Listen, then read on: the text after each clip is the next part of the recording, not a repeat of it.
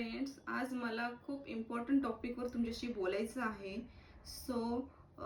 आता जी घटना झालेली आहे कोलकातामध्ये एक लेडी डॉक्टर सोबत, ती खूप खूप म्हणजे काय सांगायचं तुम्हाला पण डेंजर घटना झालेली आहे. अशी घटना बोलायचं तरी काय या टॉपिकवर, राग पण येतो आहे, खूप खराब पण फील होत आहे आणि विचार चालूच आहेत डोक्यामध्ये की लेडीजची सेफ्टी आहे तरी कुठे कुठे आहे सेफ्टी. लेडीज जिथे जाणार तिथे ह्या अशा जर घटना घडत आहे ते कुठे सेफ्टी आहे. आपल्या गव्हर्नमेंटनी, आपल्या पोलीस ऑफिसर्सनी या गोष्टीमध्ये जरा सेफ्टी करायला पाहिजे मला असं वाटतं. कारण डॉक्टर होऊन डॉक्टर झालेली लेडीज आपल्यासाठी ड्युटी करून जे लोकांना सेव्ह करतात आणि लोकांची सेवा करतात, त्यांची रात्री ड्युटी करतात, शिफ्ट वाईज ड्युटी करतात.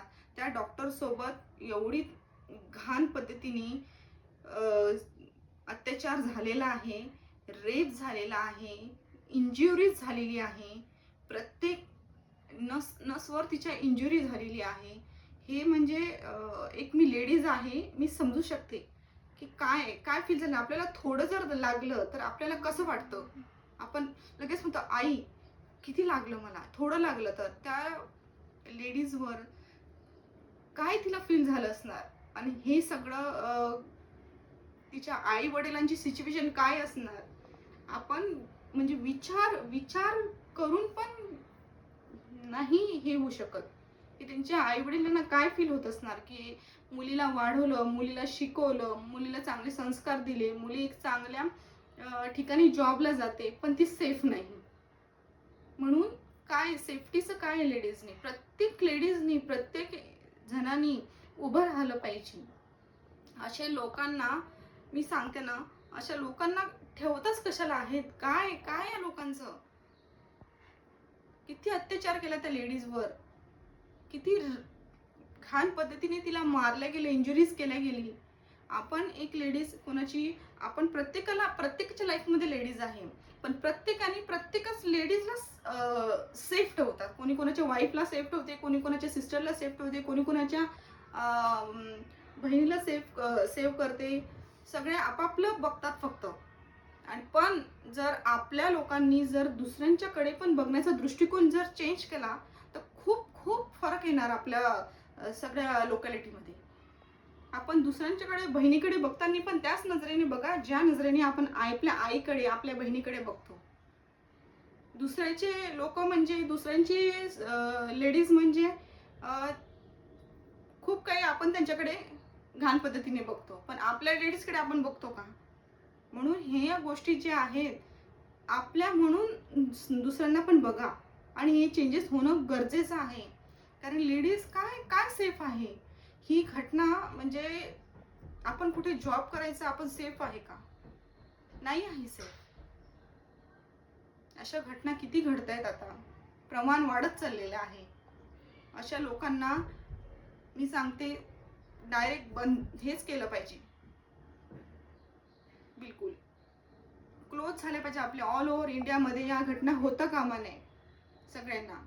कारण माझी पण स्वतःची सिस्टर एक डॉक्टर आहे, मी पण एक वेल एज्युकेटेड आहे. सो आपण सगळं समजू शकतो काय आहे काय नाही. म्हणून प्रत्येकाने ऑब्जेक्शन घेतलं पाहिजे या गोष्टीवर. आणि जिथे आपल्याला आढळतं या गोष्टी चुकीच्या आहेत तिथं बोललंच पाहिजे. न बोलून काय आहे, न बोलून बोललंच पाहिजे. जिथं चुकतं तिथं बोललंच पाहिजे. सो प्लीज माझी खूप तुम्हाला रिक्वेस्ट आहे, सगळ्यांनी उभं राहावं. आणि जर एखादी लेडीज, एखादी जर मुलगी फॅन्सी राहत असणार, शॉर्ट्स घालत असणार, शॉर्ट कपडे क्लोज घालत असणार, तिला आवडत असणार, वेल गेटअप करत असणार, मेकअप करत असणार, तर तिचा काहीच फॉल्ट नाही. कारण तिला एक आवड आहे म्हणून ती करते. आणि प्रत्येक जण प्रत्येकाच्या मधून म्हणजे राहण्या बाबतीत किंवा एक असं वातावरणामधून गेलेलं असतं, फॅमिलीमधून गेलेलं असतं की त्यांना त्या गोष्टीची सवय असते. त्या अचानक चेंज कोणी होत नसते, म्हणून त्या सवयी असतात. आज जीन्स टॉप घालायची सवय असते त्यांना. काही लेडीजला, काही मुलींना काही वाटत नाही, कारण त्या पहिल्यापासून राहतात. पण जर असे मुलं, असे लोक जे लेडीजकडे खराब दृष्टिकोनातून जर बघत असतील, त्या लेडीजनी काय आपलं राहणीमान चेंज करायचं त्या लोकांसाठी, हे चुकीचं आहे. अशा लोकांनी, अशा मुलांनी, अशा माणसांनी त्यांचं त्यांचं थॉट्स, त्यांचे व्ह्यूज त्यांनी स्वतः चेंज करायला पाहिजे. कारण हिच्यामध्ये लेडीजचा काही विषय नाही आहे. त्यांना आवड आहे म्हणून ते राहतात. ते काय पब्लिसिटी किंवा अशासाठी, शो ऑफसाठी नाही राहत. प्रत्येकाचा एक वेगळा व्ह्यू असतो. म्हणून ह्या गोष्टी जज करणं की ती चांगली राहते, चांगला मेकअप करते, चांगले कपडे घालते, फॅन्सी राहते म्हणून ती खराब आहे, हे जज करणं प्लीज स्टॉप करा. कारण तुम्हाला नसतं माहीत की ती कुठल्या बॅकग्राऊंडमध्ये आहे, कुठल्या एज्युकेशनमधून आहे. सो या गोष्टी लगेच बघून जज करणं हे स्टॉप झालं पाहिजे. कारण ह्या गोष्टी एवढ्या भयंकर याने जर घडत आहेत, तर कोणाला मुली आहेत तर मग काय करायचं त्यांच्या आईवडिलांनी? लहान लहान मुलीवर पण सुद्धा त्या सेफ नाही आहेत. जर आपण जर कुठे कोणाकडे ठेवून चाललो तर सेफ नाही आहेत आपल्या मुली. काय सेफ आहे मग? काय मुली काय सेफ आहेत आपल्या सगळ्या ठिकाणी? सो सगळ्यांनी मिळून स्टँड राहा, उभे राहा, हेच मला तुम्हाला सांगायचं आहे. कारण मुलीच्या चुका प्रत्येक वेळेस काय मुलीच्या चुका नसतात.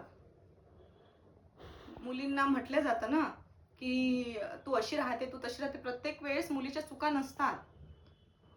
चुका करते दुसरे आणि मुलींना ब्लेम केलं जातं.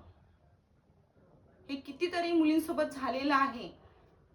तर हे स्टॉप झालं पाहिजे. सगळ्या गोष्टी मुलींना ब्लेम करून हा अत्याचार वाढत चाललेला आहे लोकांचा, माणसांचा. असे रेप होत आहेत. असे रेप होऊन मुली कमी होत आहेत. मुलींची सेफ्टी नाही आहे कुठे. किती दिवस मेणबत्ती आपण जाळणार आहे? ज्यांनी बलात्कार केला त्याला सगळ्यांच्या समोर जाळून टाका डायरेक्ट. ज्यांना खूप आवड आहे ना बंदुकी ठेवण्याचा, ज्यांना खूप आवड आहे ना तलवारी वापरण्याचा, त्यांनी अशा ठिकाणी तलवारी आणि बंदुकीने उडवा डायरेक्ट. ते खरंच हे जर केलं ना तर एक पण बलात्कार होणार नाही आपल्या देशामध्ये. आणि तेव्हा कुठं आपल्या सगळ्या लेडीज, सगळ्या मुली सेफ राहतील. अशा ठिकाणी पॉवर यूज करा तुमची. ज्यांच्याकडे पॉवर आहे ना त्यांनी अशा ठिकाणी पॉवर यूज करा.